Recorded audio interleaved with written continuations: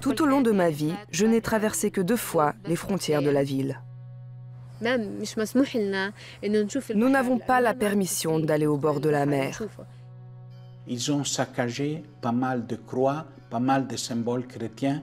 Ils ont lapidé des groupes chrétiens qui étaient en train de faire un baptême. Notre église est l'église de l'espoir.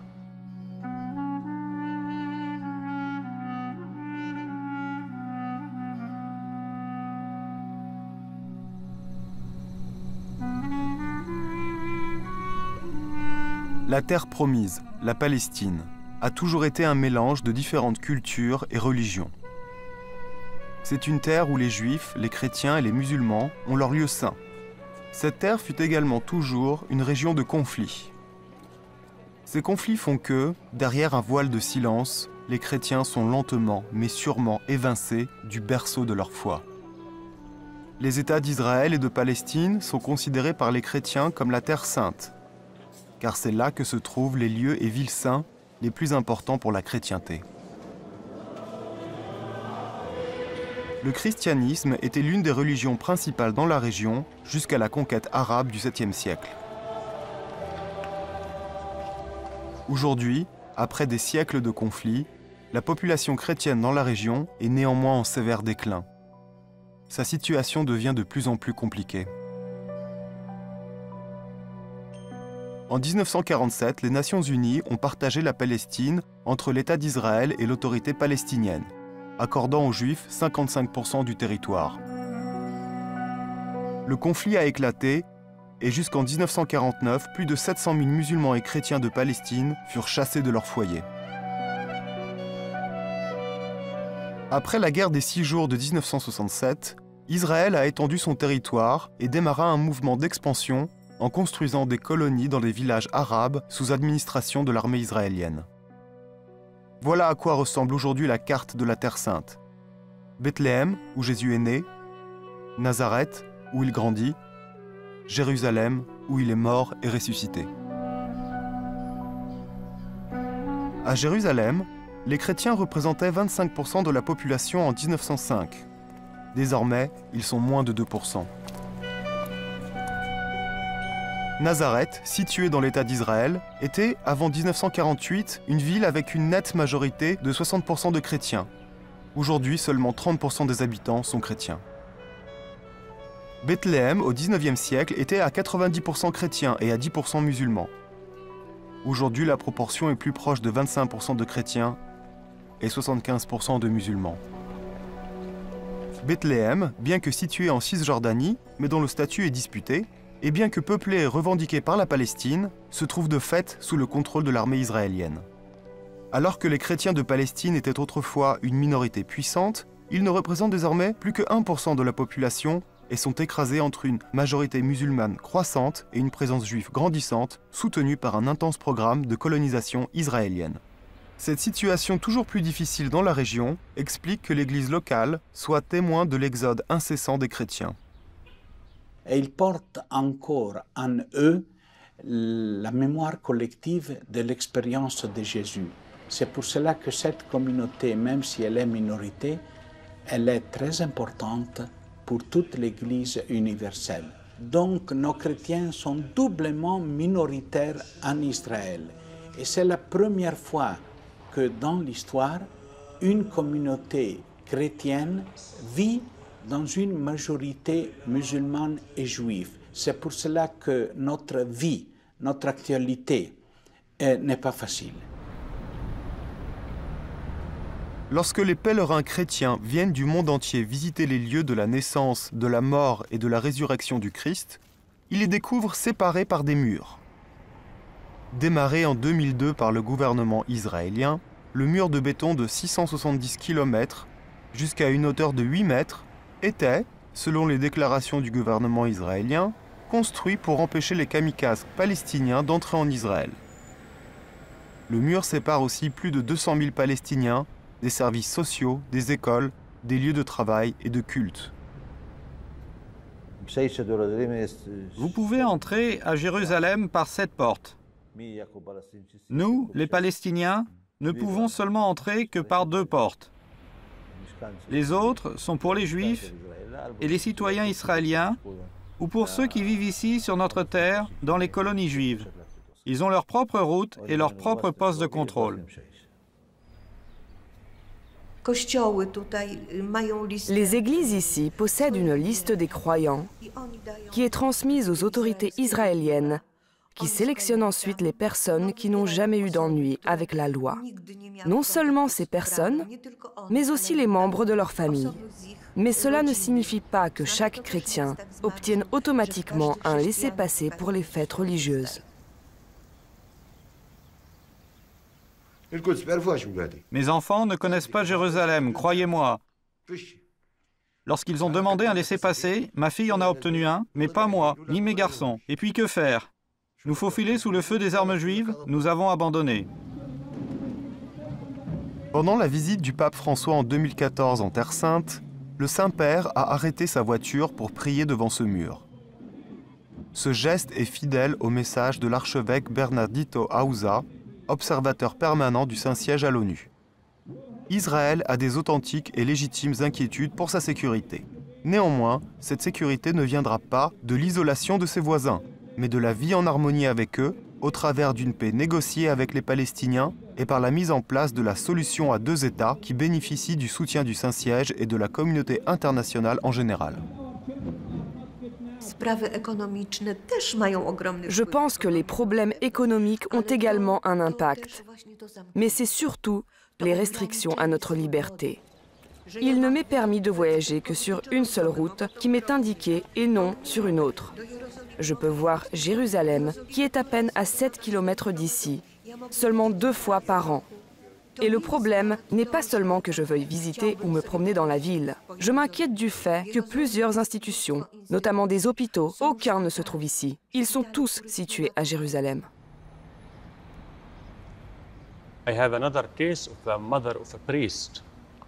J'ai un autre exemple de la mère d'un prêtre qui allait à l'hôpital à Jérusalem pour faire sa dialyse. Ensuite, elle rentrait chez elle très fatiguée par la dialyse. Il y avait un poste de contrôle israélien. Ils montrèrent aux soldats tous les rapports médicaux indiquant qu'elle devait rentrer chez elle, prendre du repos. Mais elle n'eut pas l'autorisation de passer. Et elle est morte ici, au poste de contrôle. Les chrétiens reçoivent toujours un laissez-passer, mais valable seulement 1 mois. Les musulmans les obtiennent pour 2-3 mois. Les chrétiens pensent que les autorités agissent ainsi, contre nous les chrétiens, pour nous chasser d'ici. Effectivement, cela arrivera. Lentement, mais cela arrivera. La détérioration de la situation des Palestiniens est fortement liée à l'arrivée grandissante de colons juifs déménageant en terre palestinienne. Aujourd'hui, près de 500 000 Juifs habitent dans plus de 100 colonies construites depuis l'occupation israélienne de la Cisjordanie et de Jérusalem-Est en 1967.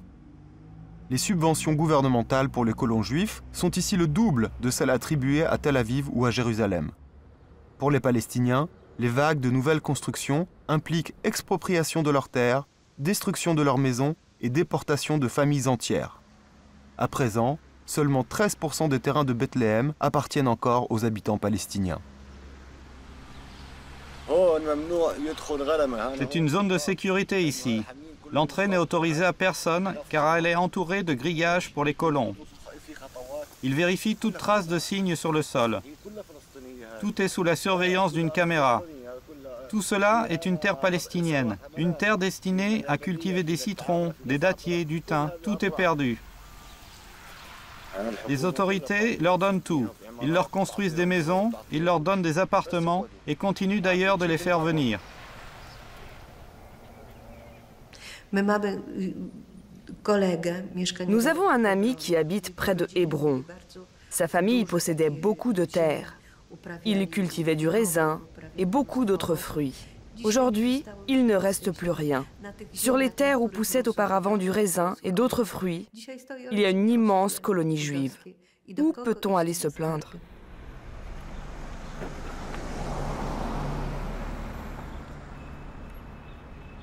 L'imposition de limitations sur la fourniture d'électricité et d'eau est un problème extrêmement difficile pour tous les Palestiniens. Aujourd'hui, c'est déjà le 20e jour sans eau. Mon père, avant de mourir, a creusé un grand puits qui nous permet de prendre une douche. Mais nous sommes témoins des conséquences de la sécheresse juste devant la maison où nos fleurs sont en train de faner. Apporter l'eau dans des réservoirs est trop cher. De plus, les réservoirs ne sont pas propres. Nous ne voulons pas nous y risquer. La vie est vraiment dure sans eau. Cela arrive tout le temps. C'est pareil avec l'électricité, et les Palestiniens ne sont pas autorisés à avoir des générateurs électriques. Désormais, les factures sont très chères et nous accumulons les dettes. La violence est un autre phénomène qui inquiète les chrétiens. Nous sommes menacés par les colons. Ils nous attaquent. Ils ne nous permettent pas d'aller à nos champs. Ils brûlent nos oliviers. Les colons attaquent les citoyens palestiniens dans de nombreux endroits. Ils les menacent et leur tirent même dessus.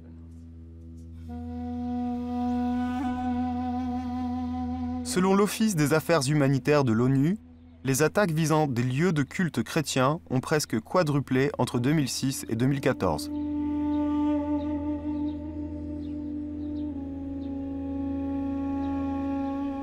Maintenant, le groupe le plus, disons, délicat, le plus dangereux, on pourrait même dire, ce sont les colons juifs qui ont institué une espèce de groupe qu'on appelle Tag Mehir, c'est-à-dire vous payez le prix. D'après eux, d'après leur tradition, notre présence n'est pas acceptée. Ils ont fait beaucoup de graffitis dans les murs, sur les autos. Ils ont saccagé pas mal de croix, pas mal de symboles chrétiens.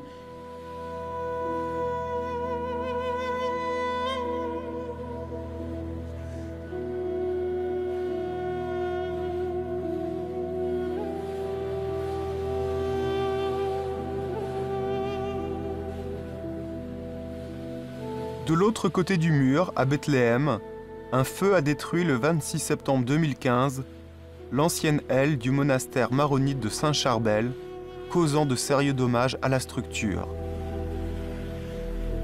Selon l'enquête préliminaire, dans une déclaration des autorités de police et du chancelier du patriarche maronite de Jérusalem, l'incendie était d'origine criminelle.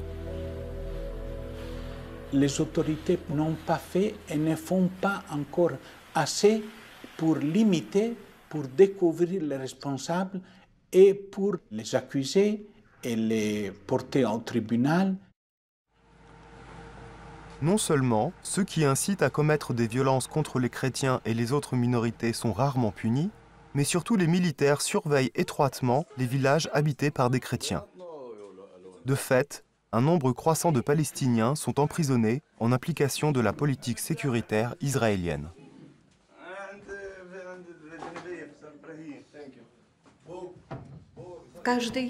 À toute heure du jour ou de la nuit, si par exemple les Juifs recherchent quelqu'un, ou s'ils savent dans quelle ville il se trouve, ils arrivent dans les villes palestiniennes, avec leurs jeeps et leurs voitures, et ils emmènent qui ils veulent, puis ils partent, et personne ne peut dire quoi que ce soit.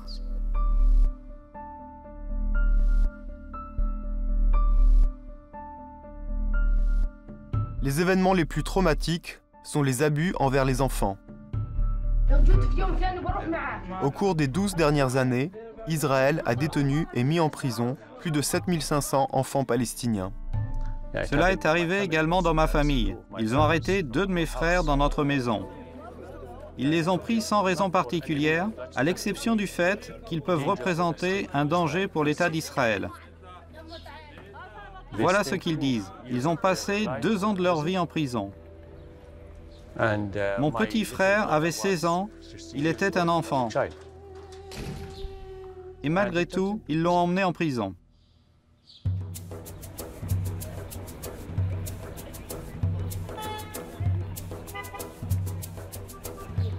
Plus de 6000 Palestiniens sont maintenant enfermés dans les prisons et les camps de détention israéliens. Même s'ils souffrent de maladies importantes, même s'ils continuent de mourir dans les prisons israéliennes, personne ne peut arrêter ça. Le monde civilisé, le monde démocratique, que nous connaissons en Europe et aux États-Unis, il demeure silencieux. La violation des droits des Palestiniens affecte la vie économique quotidienne et la survie des familles palestiniennes.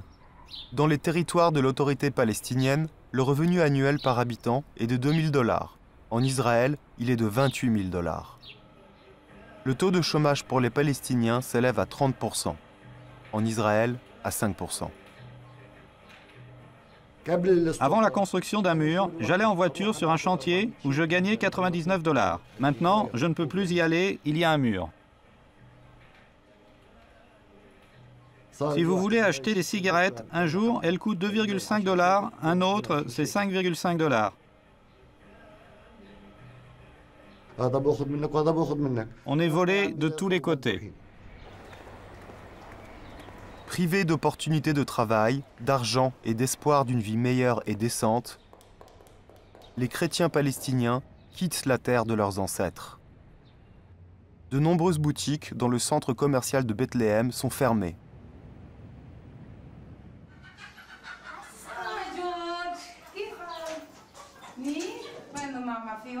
L'envahissant contrôle militaire des zones palestiniennes, la construction d'un mur, les arrestations arbitraires, le chômage important et la violence quasi quotidienne ont créé un climat de peur qui traumatise de nombreuses familles.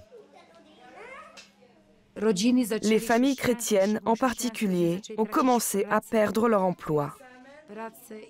Ayant perdu espoir en l'avenir, les gens commencent à commettre des suicides. Cela démontre combien la situation est devenue pour eux tragique. Ils consomment de l'alcool et de la drogue. Les enfants sont maltraités par des parents excédés. Ils ne savent pas quoi faire avec leurs enfants car ils restent à la maison tout le temps. Voilà pourquoi cela arrive. Ils ne savent pas quoi faire de leur vie.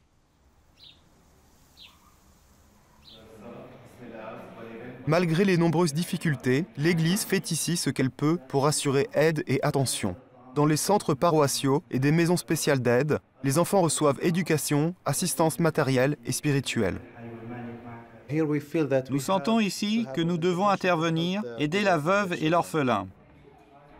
Lorsqu'il y a dans des familles des addictions à l'alcool, aux drogues ou à d'autres choses, nous essayons d'aider les enfants.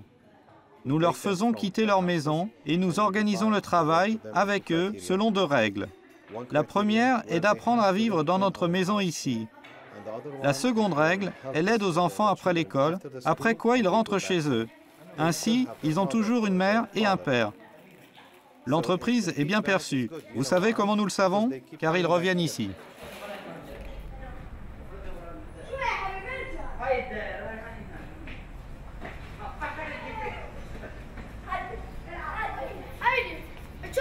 Près de 60% des chrétiens palestiniens sont des jeunes de moins de 18 ans.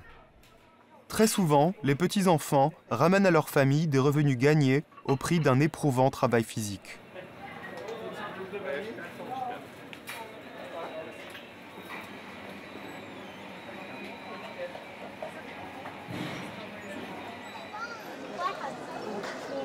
Dans un tel stress, aussi bien à la maison que dans la rue, l'Église catholique doit s'efforcer d'organiser le temps libre de la jeunesse. Parmi nos jeunes chrétiens, des milliers sont scouts, où ils reçoivent une bonne éducation fidèle aux principes du scoutisme.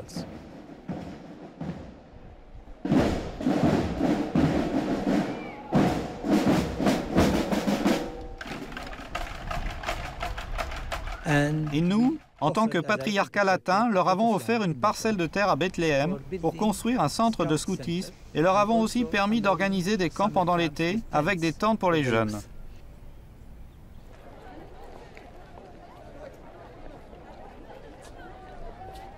L'émigration des jeunes devient un autre défi prédominant parmi les chrétiens.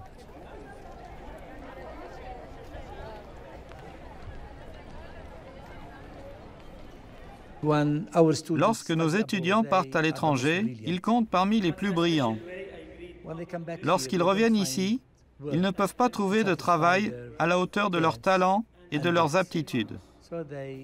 De ce fait, ils sont tentés de retourner dans les pays où ils ont étudié. Et ainsi, nous perdons l'élite de l'élite, nos meilleurs jeunes gens.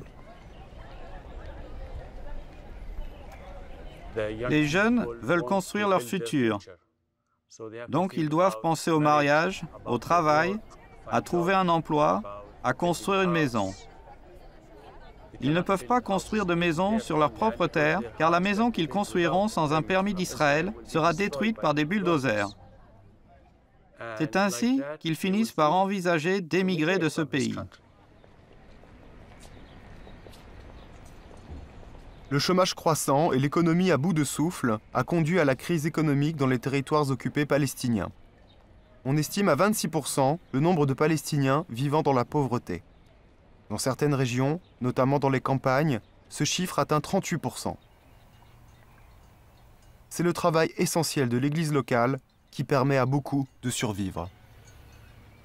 Nous essayons également d'offrir notre soutien avec de nouveaux projets, des activités, en créant des opportunités d'embauche, du travail pour tous en Palestine, notamment pour les chrétiens qui sont une minorité. De l'autre côté du mur, il y a de nombreuses familles chrétiennes, beaucoup plus que nous ne l'aurions pensé ou attendu, et elles sont presque abandonnées.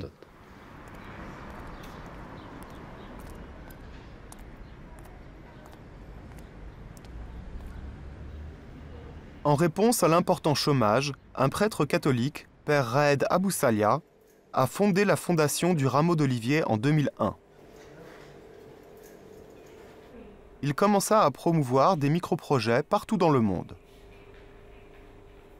Les bénéfices sont destinés aux familles les plus pauvres, notamment celles atteintes par la situation politique et économique actuelle, pour parvenir à l'éducation de leurs enfants.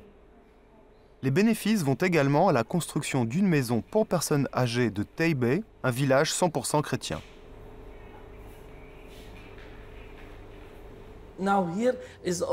Presque tout ici est produit localement à Taïbé. Nous avons un modèle traditionnel avec la croix de la Terre Sainte, les 2 rameaux d'olivier et le mot paix écrit en 10 langues. Père Raed a également lancé un appel international à la prière pour la paix en Terre Sainte. L'initiative de la lampe pour la paix vise à distribuer des lampes en céramique à plus de 100 000 églises dans le monde pour les encourager à prier pour la paix. Cette initiative procure du travail à 18 personnes à Taïbé.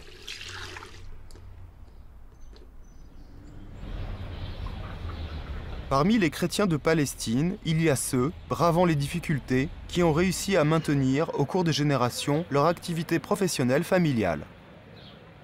Ils sont déterminés à rester ici, malgré les difficultés, en poursuivant le travail que leurs aïeux avaient commencé. Je suis né dans une famille très croyante. Nos parents nous ont toujours appris à garder la foi, une foi forte, surtout sur cette terre. Mon grand-père a ouvert un petit magasin près de l'église de la Nativité en 1927. C'était la première génération à tenir ce magasin. Puis vint mon père, la seconde génération, et moi, je représente la 3e génération. Je suis marié et j'ai un enfant, et il sera, je l'espère, la 4e génération, même si nous avons beaucoup de difficultés à vivre à cet endroit. Ceux qui sont partis, parmi les chrétiens de Palestine, rêvent de revenir dans leur patrie, qui leur a été enlevée après la création de l'État d'Israël. Certains y reviennent, apportant de l'espoir. Lorsque j'avais 19 ans, j'ai décidé d'aller en Italie pour continuer mes études. Mais au fond de mon cœur, j'avais l'envie et le désir de retourner sur la terre de mes origines, qui est Bethléem, où je suis né et où Jésus est né aussi. Je voudrais que mes enfants apprennent l'arabe, qu'ils marchent en Terre Sainte, qu'ils aillent dans les écoles que je fréquentais. Ainsi, au poste de contrôle, lorsque je voyage avec ma famille, ma femme et mes enfants peuvent passer. Mais à moi, on me demande si j'ai un laissez-passer. Je voudrais montrer à ma femme la mer de Galilée, Nazareth, mais nous sommes forcés à rester ici. Malgré les difficultés, malgré le manque de liberté à laquelle nous étions habitués en Italie, nous avons encore plus envie de rester. Pourquoi ? Parce qu'autrement, dans 10 ans, vous ne trouverez plus un seul chrétien ici, à l'endroit où notre Seigneur Jésus est né. C'est pourquoi nous devons souffrir un peu, faire des sacrifices et tenir, car c'est quelque chose que je sens dans mon cœur. Personnellement, mon ambition professionnelle est de devenir informaticien programmeur. La raison est qu'après mes études à l'université, je veux revenir ici et développer le pays. J'étudie ici en Palestine. J'étudie l'économie et je vais aussi me mettre au service de mon pays. Si Dieu le veut, après l'obtention de mon diplôme, j'essaierai de répondre aux besoins de notre peuple grâce à ma spécialisation. Il est dans notre sang, nous ne pouvons pas le quitter. Oui, c'est notre maison, nous ne pouvons pas partir. Je me sens en sécurité dans cet endroit. Même si nous partons, nous reviendrons certainement. Nous reviendrons. C'est notre pays, nous l'aimons. Nous leur disons que c'est la terre de la croix, la terre de Jésus. Nous devons porter notre croix, tout comme Jésus.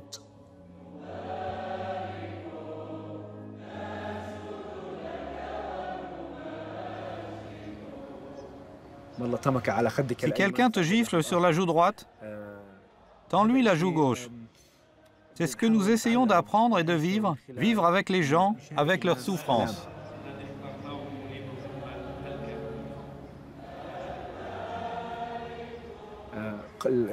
Malgré les meurtres perpétrés par Israël, sans prière, il n'y aura pas de paix et d'amour dans le monde. La prière est à l'origine de tout et elle est l'espoir de notre foi présente.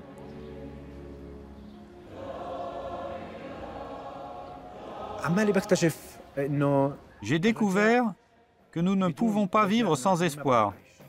Nous ne nous voyons pas en restant assis à la maison, en attendant que la mort arrive.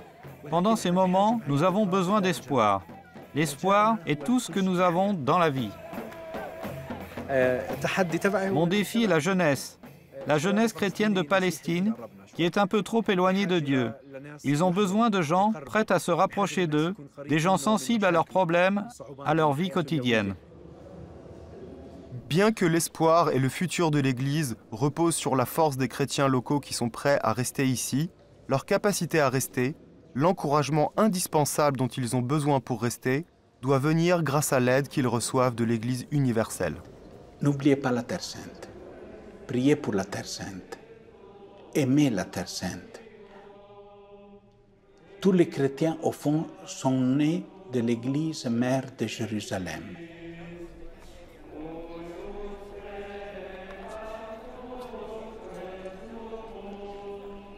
Quand vous venez pèlerin, vous faites du bien à vous-même, certainement,